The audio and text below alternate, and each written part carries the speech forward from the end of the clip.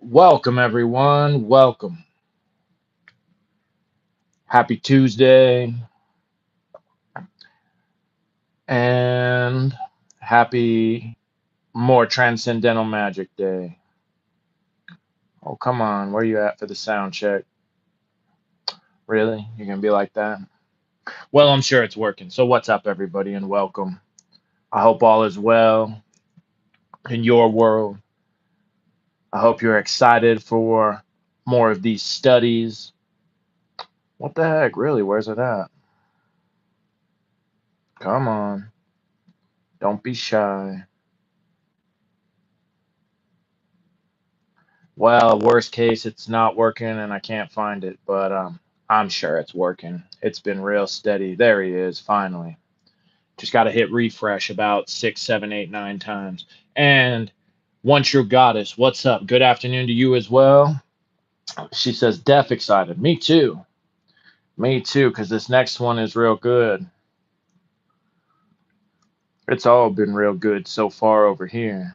And therefore, I assume the sound's working. Check. It's all been real good. Yep. Nice. Nice, guys. So this is Jay Baldell, and welcome to my channel, where we talk about things like magic, Buddhism, Hinduism slash yoga, um, tarot, Gnosticism, whatever, all kinds of fun stuff. And if you're new and end up enjoying this content, then please be sure to hit a like, share, or subscribe. And thank you very much. All right, got the chat, get the music going, and then we'll get right into it. Man, been an annoying morning. Just a little bit. Some issues with work. But what do? You just get through. Simple as that. Don't really stress out too bad about them. It's not like it's the end of the world, but a little bit annoying. Oh well. All right then. So all my stuff is looking good. Let's pull a tarot card and let's see. Let's just see for this second chapter and for this Tuesday what it is that we should keep in mind, what it is that we should know. All right, my lovely cards.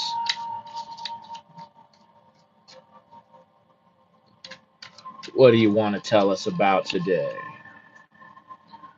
Welcome in, everybody just coming in.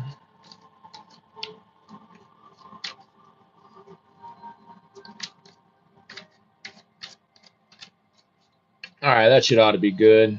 Let's go with that card there. I see something feminine. A trump card, maybe a court card, a queen or a princess. Let's find out. Kind of not really at all. Earth, Taurus, the Hierophant, and we do see Isis there, shining her light up into the heart of the Hierophant. He's placed in that equally balanced spot between the four other elements. Vow on the tree of life, the nail that nails it all together, the spirit. Okay, cool. He's got the key in his hand, the key to the mysteries. He's given the sign of whatever, I don't remember what the name of it is, just it's like the pentagram, but with your hands, basically. You bless with it, you do all that, but he's got it cast down, probably because he's directing that power from above to down. So we see a little echo of this image here, the Baphomet, along with the Hierophant. He's got the bull wrapped around him, so we even see a little Shiva element in here. But what does that tell us for today? Well, I would say that it's all about balance. Ultimately, it's all about knowing the way these elements pop up in your life, knowing that you hold the key, especially when you're in this predicament, you're in this Hierophant's predicament in life, his position, that you truly do hold the key. And you have that light being shown from within, from the shadow, the goddess there. to help you maintain your balance as you try to navigate these elements in your life in the way that they otherwise try to throw you off, you could say, or rule you, perhaps you could say, control you to a degree. We could look at that kind of archon outlook versus, but instead of the zodiac or the planets, in this case, it's the elements that want to enslave you. But nah, you got the key. You can undo those locks. Okay, well, that's it. Cool card. That's a good card to get today. Taurus. Taurus is a great sign. They're all great signs. Okay, guys. So today we will do chapters 2, both chapter 2 from Doctrine and from Ritual. They're not too long, so we should get through them pretty quick.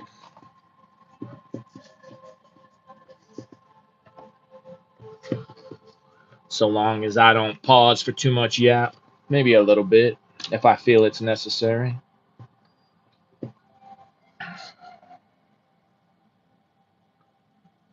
All right. So, chapter 2 of Doctrine. Bet B, the pillars of the temple, Hokma Domus Gnosis. Science is the absolute and complete possession of truth. Hence have the sages of all the centuries trembled before such an absolute and terrible word. They have hesitated in arrogating to themselves the first privilege of divinity by assuming the possession of science, and have been contented, instead of the verb to know, with that which expresses learning, while in place of the word science, they have adopted that of gnosis, which represents simply the notion of learning by intuition. What, in fact, does man know? Nothing, and at the same time, he is allowed to ignore nothing. Devoid of knowledge, he is called upon to know all. Now, knowledge supposes the duad, a being who knows, and an object known. The duad is the generator of society and of law. It is also the number of the gnosis. The duad is unity multiplying itself in order to create, and hence in sacred symbolism, Eve issues from the inmost bosom of Adam. Adam is the human tetragram summed up by the mysterious yod, type of the Kabbalistic phallus. By adding to this yod the triadic name of Eve, the name of Jehovah is formed, the divine tetragram, which is eminently the Kabbalistic and magical word Yod He Vav He, being that which the high priest in the temple pronounced Yod Heva. And Proteus, seer of eons, what's up, man? Always great to see you. I hope you're having a marvelous Tuesday. And you're welcome. Thank you. So, unity complete in the fruitfulness of the triad forms therewith the tetrad, which is the key of all numbers, of all movements, and of all forms.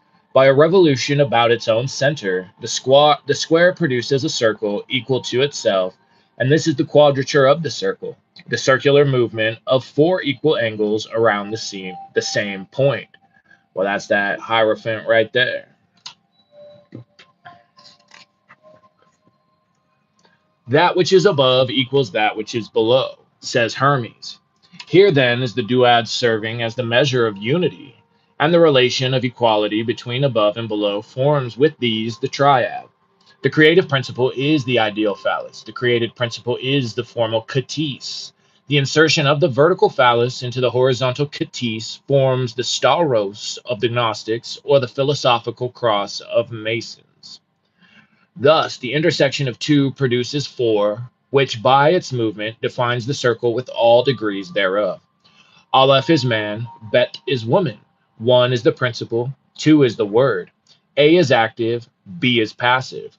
The monad is Boaz. The duad is Yakin.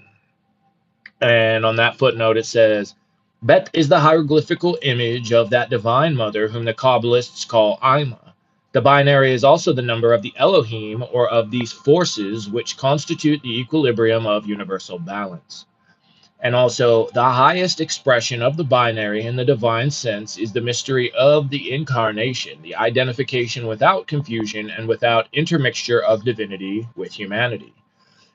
As well as, the duad is the number of woman, spouse of man, and mother of society. In the trigrams of Fohi, unity is the yang and the duad is the yin. Boaz and Yakin are the names of the two symbolical pillars before the principal entrance of Solomon's Kabbalistic temple. In the Kabbalah, these pillars explain all mysteries of antagonism, whether natural, political, or religious. They elucidate also the procreative struggle between man and woman, for according to the law of nature, the woman must resist the man and he must entice or overcome her. The active principle seeks the passive principle. The plenum desires the void. The serpent's jaw attracts the serpent's tail. And in turning about upon himself, he at the same time flies and pursues himself. Woman is the creation of man, and universal creation is the bride of the first principle.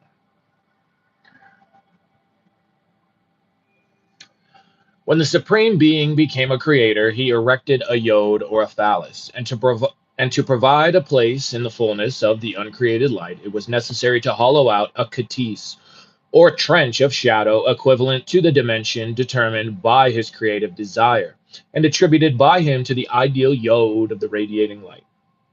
Such is the mysterious language of the Kabbalist in the Talmud, and on account of vulgar ignorance and malignity, it is impossible for us to explain or simplify it further. What then is creation? It is the house of the creative word. What is the katis? It is the house of the phallus. What is the nature of the active principle? To diffuse. What is that of the passive? To gather in and to fructify. What is man? He who initiates, who toils, who furrows, who sows. What is woman? She who forms, unites, irrigates, and harvests. Man wages war, woman brings peace about. Man destroys to create, woman builds up to preserve. Man is revolution, woman is conciliation. Man is the father of Cain, woman the mother of Abel. What also is wisdom? It is the agreement and union of two principles, the mildness of Abel directing the activity of Cain, man guided by the sweet inspirations of woman, debauchery conquered by lawful marriage, revolutionary energy softened and subdued by the gentleness of order and peace, pride subjugated by love, science acknowledging the inspirations of faith.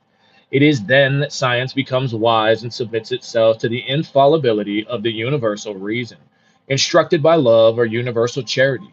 Then it can assume the name of gnosis, because it knows at least that as yet it cannot boast of knowing perfectly. The monad can manifest only by the duad. Unity itself and the notion of unity at once constitute two. The unity of the macrocosm reveals itself by the two opposite points of two triangles. Human unity fulfills itself to right and left. Primitive man is androgynous. All organs of the human body are disposed in pairs, excepting the nose, the tongue, the umbilicus, and the Kabbalistic yod. Divinity, one in its essence, has two essential conditions as the fundamental grounds of its being, necessity and liberty. The laws of supreme reason necessitate and rule liberty in God, who is of necessity wise and reasonable. To make light visible, God had only to postulate shadow. To manifest truth, he permitted the possibility of doubt. The shadow bodies forth the light, and the possibility of error is essential for the temporal manifestation of truth. If the buckler of Satan did not intercept the spear of Michael, the might of the angel would be lost in the void or manifested by infinite destruction launched below from above. And you can see that there's an image out there of the archangel Michael stomping down on Satan or Lucifer, and with his spear thrusting it down, but Satan has his shield up, and so he's blocking the spear. So right there is an image of the masculine and the feminine. Did not the heel of Michael restrain Satan in his ascent? Satan would dethrone God, or rather, he would lose himself in the abysses of the altitude. Hence, Satan is needful to Michael as the pedestal to the statue, and Michael is necessary to Satan as the brake to the locomotive. In analogical and universal dynamics, one leans only on that which resists. Furthermore, the universe is balanced by two forces which maintain it in equilibrium, being the force which attracts and that which repels. They exist alike in physics, in philosophy, and in religion. In physics, they produce equilibrium. In philosophy, criticism. In religion, progressive revelation.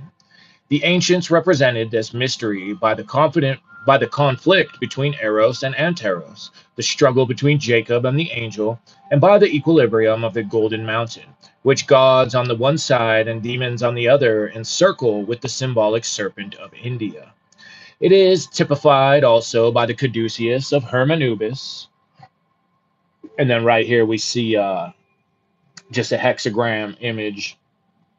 I would assume there's a A, but it's kind of hard to see because of the black, because we see the omega down here. So I'd assume the alpha's up there, as well as the aleph.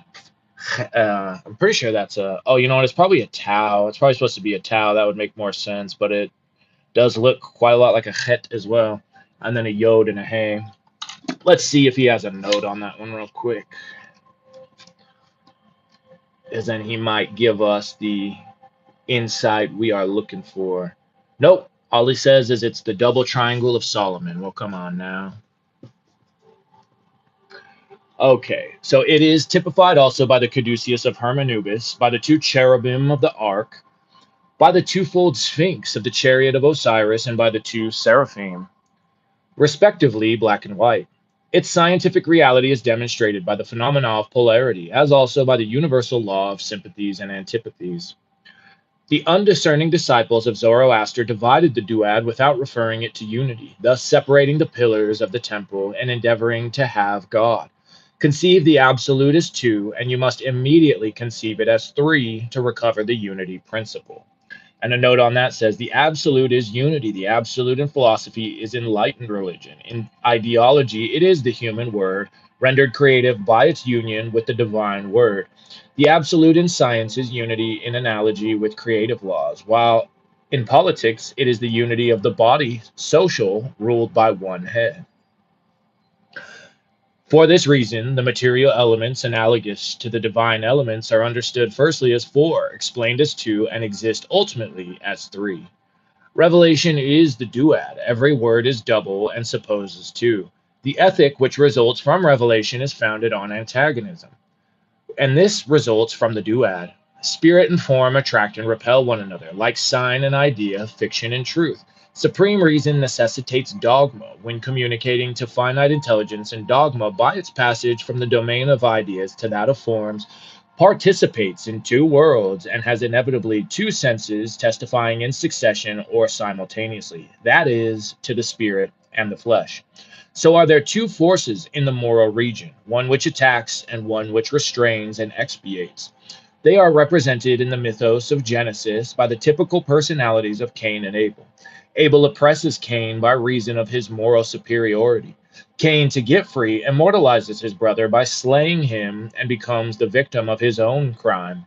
Cain could not suffer the life of Abel, and the blood of Abel suffers not the sleep of Cain. And a note on that saying, Cain and Abel represent the flesh and the spirit, force and understanding, violence and harmony. In the gospel, the type of Cain is replaced by that of the prodigal son, whom his father forgives freely because he returns after having endured much. There is mercy and there is justice in God. To the just, he dispenses justice, and to sinners mercy. In the soul of the world, which is the universal agent, there is a current of love and a current of wrath. This ambient and all-penetrating fluid, this ray loosened from the sun's splendor and fixed by the weight of the atmosphere and the power of central attraction, this body of the Holy Spirit, which we term the universal agent, while it was typified by the ancients under the symbol of a serpent devouring its tail, this electromagnetic ether, this vital and luminous caloric, is depicted in archaic monuments by the girdle of Isis, twice folded in a love knot round two poles. Oh, come on. There we go. As well as by the serpent devouring its own tail, emblematic of Prudence and of Saturn. And on there, he has a note saying, the problem resolved by the magic of Hermes is this: to accumulate and fix the latent caloric in an artificial body, so as to change the molecular polarization of natural bodies by their amalgamation with the official body. That of practical magic may be formulated thus: to reduce or exalt the principle of form so as to change their appearances. According to this definition, the prodigies of fascinating magic belong solely to the order of prestige. to enjoy illusions, yet not to be their slave, such is the great secret of magic. Motion in life consists in the extreme tensions of two forces. I would thou wert cold or hot, said the master. As a fact, a great sinner is more really alive than is a tepid, effeminate man, and the fullness of his return to virtue will be in proportion to the extent of his errors.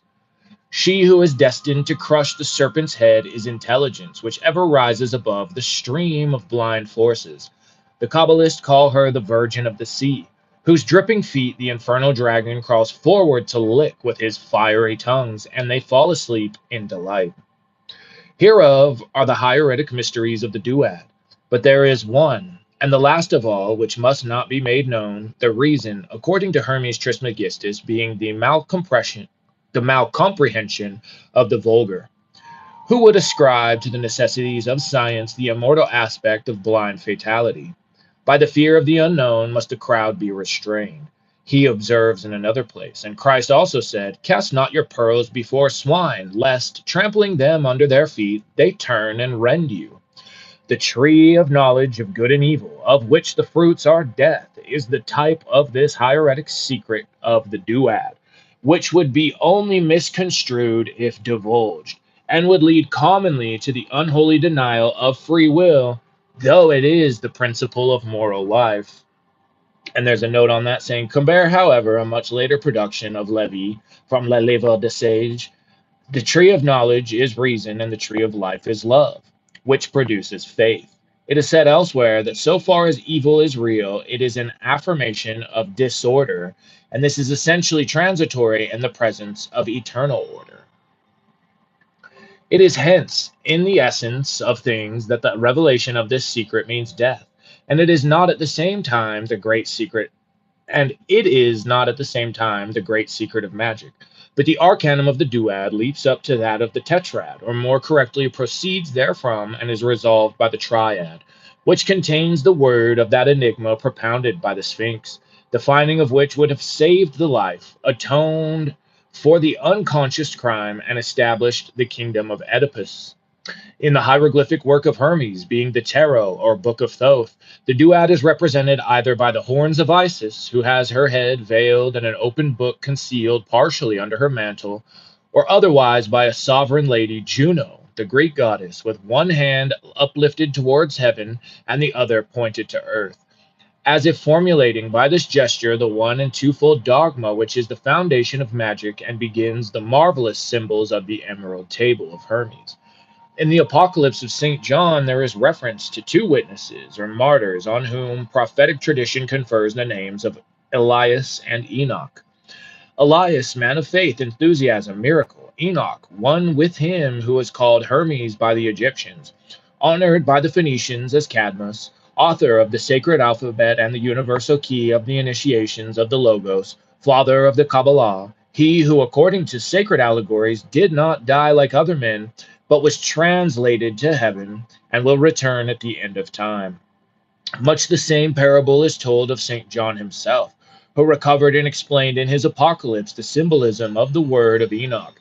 This resurrection of St. John and Enoch, expected at the close of the ages of ignorance, will be the renovation of their doctrine by the comprehension of Kabbalistic keys which unlock the temple of unity and of universal philosophy, too long occult and reserved solely for the elect who perish at the hands of the world.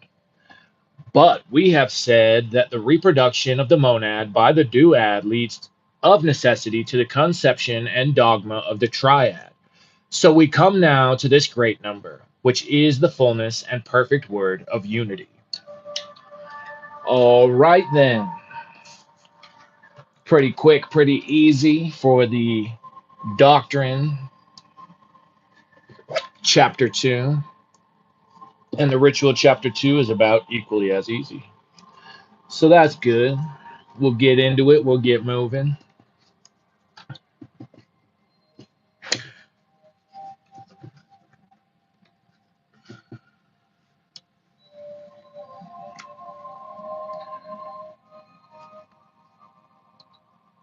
There you go.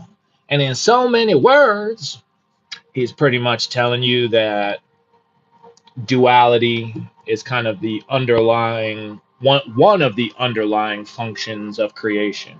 You know, you got a couple because then that duality becomes a trinity. And you know, all the numbers play their part, but right now he's at least giving us a deeper understanding of the duad or duality. But he's going to continue to do so in now the ritual part, chapter 2, magical equilibrium. I'm going to take a drink and we'll do it.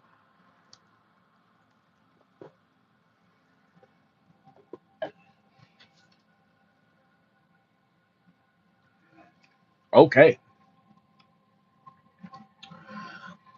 All right, chapter 2, magical equilibrium. Equilibrium is the consequence of two forces. If two forces are absolutely and invariably equal, the equilibrium will be immobility, and therefore the negation of life.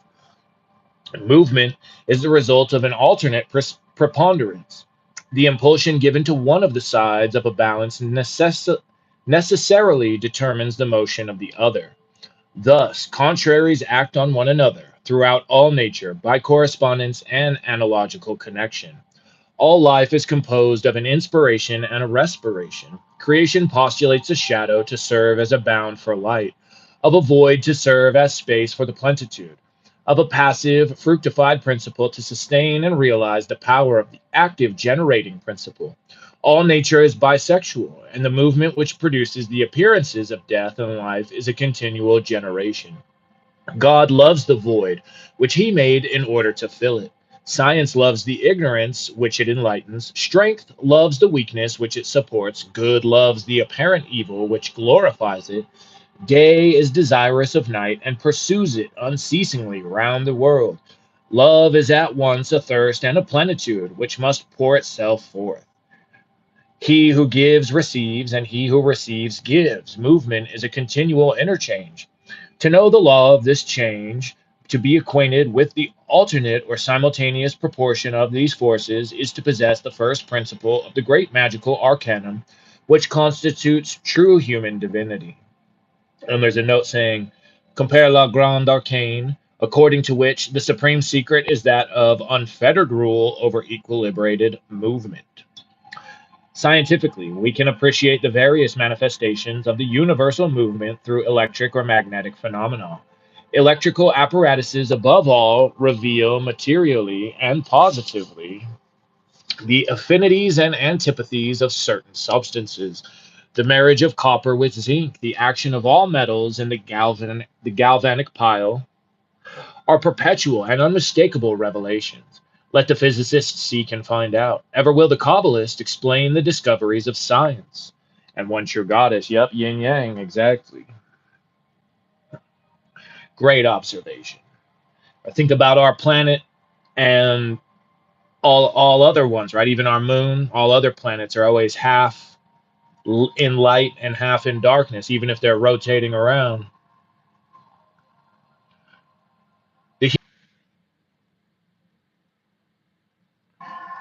Okay, did that do it? Are we back? Check, check. Okay, we are. Great. We should be back. We should be rocking. Man, everything's having issues today apparently. And we just come Mercury retrograde's over. Come on, catch up, people. Sheesh. All right, thank you, one true goddess. Yeah, I noticed on my end it had a brief hiccup, but then it seemed like it was back. So I'm glad you said something because then I looked over at the other screen and then it was thinking. But luckily this time we were able to seam it together. So I'll just hop right back in since it seems like we're working good and start back from the top. And I guess if on the replay it ends up kind of doing this section twice, whatever, it's not that big of a deal. All right, then, let's do it. The human body is subject, like the earth, to a dual law. It attracts and it radiates. It is magnetized by an androgyne magnetism and reacts inversely on the two powers of the soul, the intellectual and sensitive, but in proportion to the alternating preponderances of the two sexes in their physical organism. The art of the magnetizer consists wholly in the knowledge and use of this law. To polarize action and impart to the agent a bisexual and alternate force is a method still unknown and sought vainly for directing the phenomena of magnetism at will. Highly trained judgment and great precision in the interior movements are required to prevent confusion between signs of magnetic inspiration and those of respiration. We must be perfectly acquainted, moreover, with occult anatomy and the special temperament of the persons on whom we are operating. Bad faith and bad will in subjects constitute the gravest hindrance of the direction of magnetism. Women, above all, who are essentially and invariably actresses, who take pleasure in impressing others so that they may impress themselves, and are the first to be deceived when playing their neurotic melodramas, are the true black magic of magnetism. All right, Levy. I'm going to say it again in case it was cut out from before. Levy, look, man, just because you were a 19th century person, you don't got to be doing the ladies like that. But if we look at that more instead of women, the feminine aspect of creation versus the masculine aspect of creation, since there's plenty of men who do this as well, and plenty of women who are a lot more in line with masculine type of energies. Okay, then. So, is it forever impossible that magnetizers who are uninitiated in the supreme secrets and unassisted by the lights of the Kabbalah should govern this refractory and fugitive element? To be a master of woman, we must distract and deceive her skillfully by allowing her to suppose that it is she who is deceiving us. This advice, which we offer chiefly to magnetic physicians, might find its place and application in conjugal polity. Man, imagine you're really alive in a time where what you don't think women are going to get a hold of this information and they're not allowed to or whatever. Goodness, man. Human we are some slow learners as human beings, that's for sure. 2 steps forward, 1 step back, at least with humans. Maybe it's 1 step forward, 2 steps back. I don't know. I definitely see a lot of people moving that way. I guess at least you are taking a step forward here or there, but anyway. Man can produce two breathings at his pleasure, one warm and the other cold. He can project also either active or passive light at will, but he must acquire the consciousness of this power by dwelling habitually thereon. The same manual gesture may assimilate and give forth alternately what we are accustomed to call the fluid, and the magnetizer will himself be warned of the result of his intention by an alternative sensation of warmth and cold in the hand, or in both hands when both are being used, which sensation the subject should experience at the same time, but in a contrary sense, that is, with a wholly opposite alternative. The pentagram, or sign of the microcosmos, represents, among other magical mysteries, the double sympathy of the human extremities with each other and with the circulation of the astral light in the human body. Thus, when a man is represented in the star of the pentagram, as may be seen in the occult philosophy of Agrippa, it should be observed that the head corresponds in masculine sympathy with the right foot, and in the feminine sympathy with the left foot, that the right hand corresponds in the same way with the left hand and left foot, and reciprocally of the other hand. This must be borne in mind when making magnetic passes. If we seek to govern the whole organism and bind all members by their proper chains of analogy and natural sympathy, similar knowledge is required for the use of the pentagram in the conjuration of spirits and in the evocation of forms errant in the astral light, vulgarly called necromancy, as we shall explain in the 5th chapter of this ritual. But it is well to observe here that every action promotes a reaction, and that in magnetizing others or influencing them magnetically, we establish between them and ourselves a current of contrary but analogous influence which may subject us to them instead of subjecting them to us, as happens frequently enough in those operations which have the sympathy of love for their object.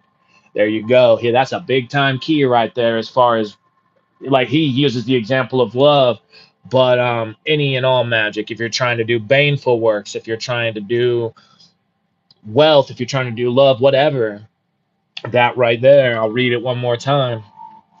But it is well to observe here that every action promotes a reaction, and that in magnetizing others or influencing them magically, we establish between them and ourselves a current of contrary but analogous influence which may subject us to them instead of subjecting them to us, as happens frequently enough in those operations which have the sympathy of love for their object. Hence, it is highly essential to be on our guard while we are attacking, so as not to inspire on the left while we respire on the right. The magical androgyne depicted in the frontispiece of the ritual has Solve inscribed on the right and Coagula on the left arm, thus recalling the symbolical architects of the Second Temple, who bore the sword in one hand and their trowel in the other. While building, they had also to defend their work and disperse their enemies. Nature herself does likewise, destroying and regenerating at the same time. Now, according to the allegory of Duchanteau's magical calendar, man, that is to say, the initiate, is the ape of nature, who confines himself by a chain but makes him act unceasingly, imitating the proceedings and works of his divine mistress and imperishable model. The alternate use of contrary forces, warmth after cold, mildness after severity, love after anger, etc., is the secret of perpetual motion and the permanence of power. Coquettes know this instinctively, and hence they make their admirers pass from hope to fear, from joy to despondency. To operate always on the same side and in the same manner is to overweight one basin of the balance, and complete destruction of equilibrium is a rapid result. Continual caressings beget satiety, disgust, and antipathy, just as constant coldness and severity in the long run alienate and discourage affection. An unvarying and ardent fire in alchemy calcines the first matter, and not seldom explodes the hermetic vessel. The heat of lime and mineral manure must be substituted at regular intervals for the heat of flame. And so also in magic, works of wrath or severity must be tempered by those of beneficence and love. If the will of the operator be ever at the same tension and directed along the same line, great weariness will ensue, together with a species of moral impotence. Thus, the magus should not live altogether in his laboratory, among his athanors, elixirs, and pantacles. However riveting be the glance of that Circe who is called occult power, we must be able to confront her on occasion with the sword of Ulysses, and resolutely withdraw our lips for a time from the chalice which she offers us. A magical operation should be followed by a rest of equal length, and a distraction analogous but contrary in its object. To strive continually against nature in order to rule and conquer her is to risk reason and life. Okay, and think about the Abra Melon operation for the Holy Guardian Angel, right? You spend all this time it just purifying and immersing yourself in celestial, heavenly, godly energies until you get this angel to come to you. And then what is the first thing the angel has you do? Call up all the demons, call up the princes, call up the kings, call up all of their legions, and make them all one by one submit to you, and you're now in this now exalted angelic form. So right there is exactly what's being said here in a different way. And then after that, oftentimes you will go into a period of rest. Okay, pretty sure I read all the highlighted stuff. Yeah. To strive continually against nature in order to rule and conquer her is to risk reason and life. Paracelsus dared to do so, but even in the struggle itself, he employed equilibrated forces and opposed the intoxication of wine to that of intelligence. And on a note, it says Miss Stoddard's Life of Paracelsus, drawing from German apologists, accounts for the alleged excess of the sage of Hohenheim as slanders invented by his enemies. So was Paracelsus a man of inspiration and miracles, yet his life was exhausted by this devouring activity, or rather, its vestment was rapidly rent and worn out. But men like Paracelsus use and abuse fearlessly. They know that they can no more die than grow old here below. Nothing disposes us towards joy so effectually as sorrow. Nothing is nearer to sorrow than joy.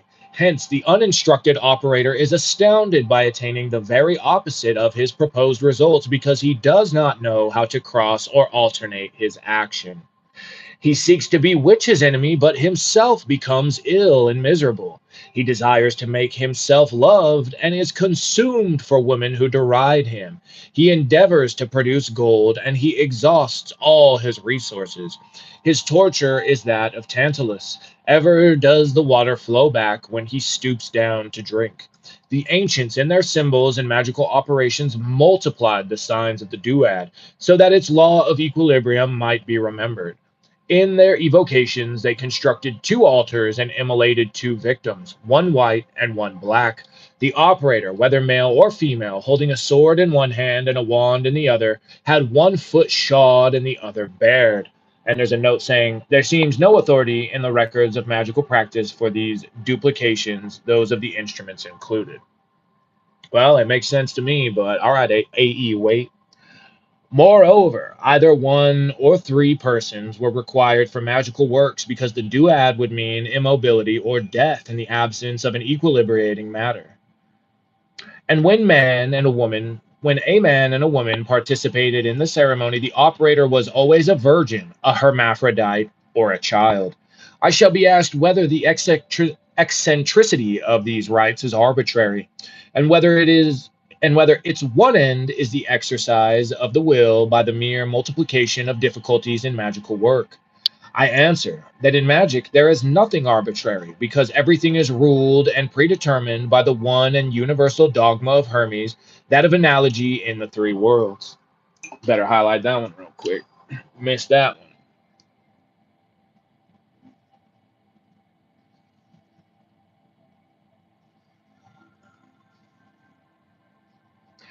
Each sign corresponds to an idea and to the special form of an idea. Each act expresses a volition corresponding to a thought and formulates the analogies of that thought and will. The rites are, therefore, prearranged by the science itself. An uninstructed person who is not acquainted with the threefold power is subject to its mysterious fascination. The sage understands it and makes it the instrument of his will. When the work is accomplished with exactitude and faith, it is never ineffectual. All magical instruments must be duplicated. There must be two swords, two wands, two cups, two chafing dishes, two pentacles, and two lamps. Two vestments must be worn, one over the other, and they must be of contrasted colors, a rule still followed by Catholic priests. Lastly, two medals must be worn at least, or otherwise none. The crown of laurel, rue, mugwort, or vervain must be double. In like manner, one of them is used in evocations, while the other is burnt, the crackling which it makes and the curls of the smoke which it produces being observed as an augury. Nor is such observance vain, for in the magical work all instruments of art are magnetized by the operator. The air is charged with his perfumes, the fire which he has consecrated is subject to his will, the forces of nature seem to hear and answer him. He reads in all forms the modifications and complements of his thought. He perceives the water agitated and, as it were, bubbling of itself, the fire blazing up or going out suddenly, the leaves of garlands rustling, the magical rod moving spontaneously in strange, unknown voices passing through the air. It was in such evocations that Julian beheld the beloved phantoms of his dethroned gods and was appalled at their decrepitude and pallor. I am aware that Christianity has forever suppressed ceremonial magic, and that it prescribes the evocations and sacrifices of the old world. It is not, therefore, our intention to furnish a new basis for their existence by revealing their antique mysteries after the lapse of so many centuries. Even in the order of facts, our experiments have been learned researches and nothing more. We have verified facts that we might appreciate causes, and it has not been our pretension to restore rites which are forever destroyed. The orthodoxy of Israel, that religion which is so rational, so divine, and so ill known, condemns no less than Christianity the mysteries of ceremonial magic. From the standpoint of the tribe of Levi, and I'll say too, Islam as well, right? They've got, I don't need to go way too into it, but in certain Islamic countries, they literally have active police forces that prosecute any types of magic, witchcraft, whatever. So, hey, be safe out there. From the standpoint of the tribe of Levi, the exercise of transcendental magic must be considered as an usurpation of the priesthood. And the same reason has caused the proscription of operative magic by every official cultist. To demonstrate the natural foundation of the marvelous and to produce it at will is to annihilate for the vulgar mind that convincing evidence from miracles which is claimed by each religion as its exclusive property and its final argument. Respect for established religions, but room also for science. We have passed, thank God, the days of inquisitions and pyres. Yeah, we'll see about, hopefully so, on that one. But hey, man, these people get crazy, and you never know when the crazies really flares up. Unhappy men of learning are no longer murdered on the faith of a few distraught fanatics or hysterical girls. For the rest, let it be understood clearly that our undertaking is concerned with curious studies and not with an impossible propaganda.